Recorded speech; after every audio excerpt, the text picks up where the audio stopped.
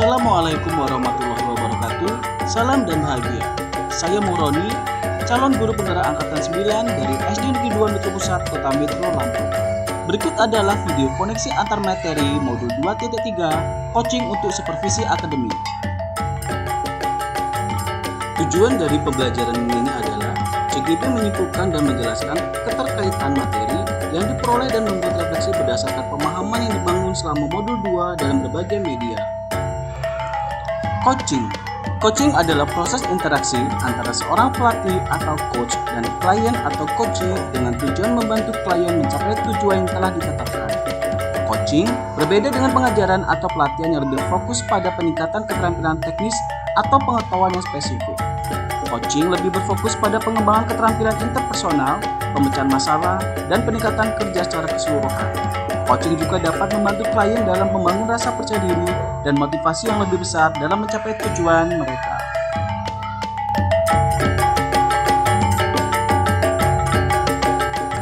Prinsip-prinsip coaching.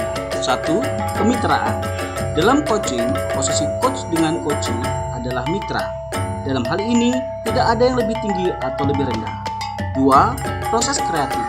Proses kreatif dilakukan melalui kegiatan percakapan dua arah yang memicu proses berpikir, memetakan dan menggali situasi coaching. 3. Memaksimalkan kompetensi. Untuk memaksimalkan kompetensi dan memberdayakan teman sejawat, percakapan perlu diakhiri dengan tindak lanjut yang diputuskan oleh rekan yang dikembangkan. Coaching dalam konteks pendidikan. Menurut filosofi pendidikan Ki Hajar Dewantara tentang pendidikan sistem Among yang terkenal yaitu Ing Ngaso Suntolodo, Ing Madyo Mungkaso, Puri Handayani.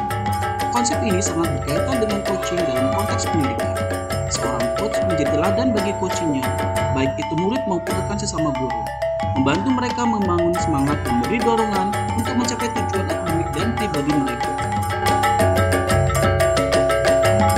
Coach juga membantu coachee untuk menemukan kekuatan dari potensi mereka.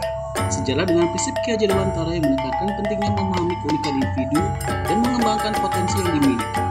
Selain itu, konsep Puri Handayani atau memberi dorongan untuk maju yang merupakan bagian dari filosofi Ki Hajar Dewantara untuk sangat relevan. Dengan coaching dalam konteks pendidikan, seorang coach memberikan dukungan dan umpan balik yang konstruktif untuk membangun coaching memperbaiki kinerja mereka dan mencapai tujuan mereka.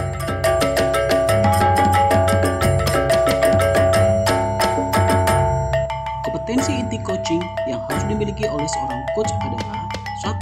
Kehadiran penuh atau present, yaitu kemampuan untuk bisa hadir utuh bagi coaching, atau di dalam coaching disebut sebagai coaching present, sehingga badan, pikiran, hati selaras saat sedang melakukan percakapan coaching. 2. Mendengarkan dengan aktif, yaitu kemampuan mendengarkan seksama informasi yang disampaikan coaching dan memberikan apresiasi dengan merespon.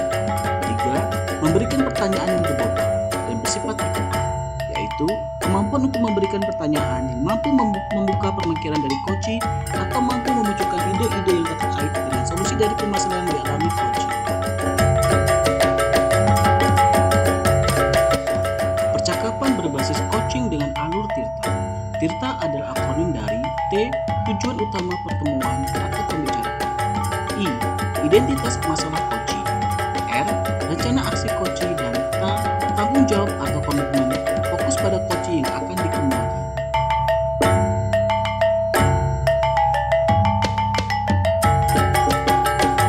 Pengalaman reflektif terkait pengalaman belajar.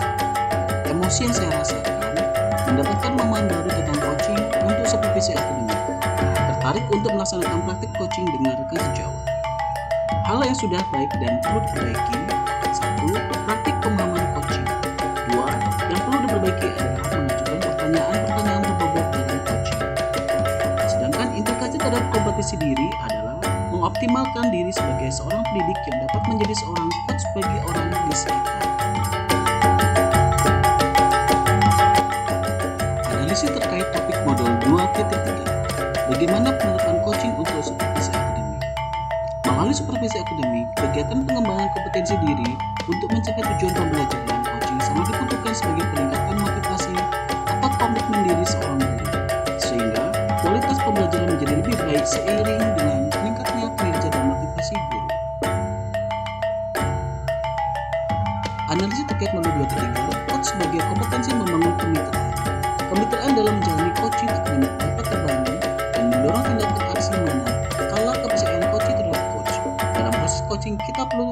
tidak perlu memandang kesenjangan jabatan, karena dalam supervisi akademik terjadi pusat kolaboratif atau supervisor dan guru. Apa tantangan implementasi coaching di sekolah? Supervisi akademik seringkali dipandang sebagai penilaian guru oleh kepala sekolah dalam kegiatan pembelajaran. Supervisi juga menjadi suatu kewajiban kepala sekolah sebagai tanggung jawabnya dalam mengevaluasi tenaga pendidik di sekolah. Bagaimana alternatif solusi untuk tantangan yang ada? Dalam pelaksanaan coaching, seorang coach lebih menekankan sebagai pendengar aktif serta melontarkan pertanyaan-pertanyaan berbobot yang merangsang ide jawaban dari seorang coaching. Dalam melakukan coaching dibutuhkan keterampilan dalam berkomunikasi untuk menekankan komitmen penyelesaian masalah agar kedepannya lebih baik. Refleksi koneksi antar materi modul 2.3 dengan modul 2.1, pembelajaran berdiferensiasi. Dalam pembelajaran berdiferensiasi, pemetaan pembelajaran ditekankan pada 3 cara, yaitu sesuai minat siswa, kebutuhan belajar siswa, dan profil belajar. Pemetaan ini digunakan coaching sebagai data dalam proses coaching, sehingga murid mampu mengoptimalkan potensi yang ada dalam dirinya untuk menemukan solusi terbaik. Refleksi kondisi antar materi modul 2.3 dengan modul 2.2, pembelajaran sosial emosional. Kompetensi pembelajaran sosial emosional antara lain kesadaran diri, pengelolaan diri, kesadaran sosial, keterampilan beradaptasi, dan pengambil keputusan yang bertanggung jawab. Kompetensi ini diajarikan seorang coach dalam kegiatan coaching agar terjadi pengendalian diri seorang coach dan coaching serta menimbulkan rasa empati dan serta mengambil keputusan yang bertanggung jawab. Peran sebagai seorang coach di sekolah dan keterkaitan materi sebelumnya di modul 2, yaitu pembelajaran berdiferensiasi dan pembelajaran sosial emosional. Dalam kompetensi coaching dengan alur percakapan terbuka, mewajibkan kita sebagai seorang coach untuk dapat melakukan kehadiran penuh atau present, salah satunya dengan kegiatan stop dan mindfulness listening yang telah kita pelajari dalam modul sebelumnya. Salah satu prinsip coaching adalah memaksimalkan potensi dan memberdayakan termasuk jawab. Percakapan diakhiri dengan rencana tindak lanjut yang diputuskan oleh rekan yang dikembangkan dengan kemungkinan yang paling berhasil dikembangkan. Karena potensi coaching beragam, maka keterampilan sosial emosional yang diperlukan untuk memaksimalkan potensi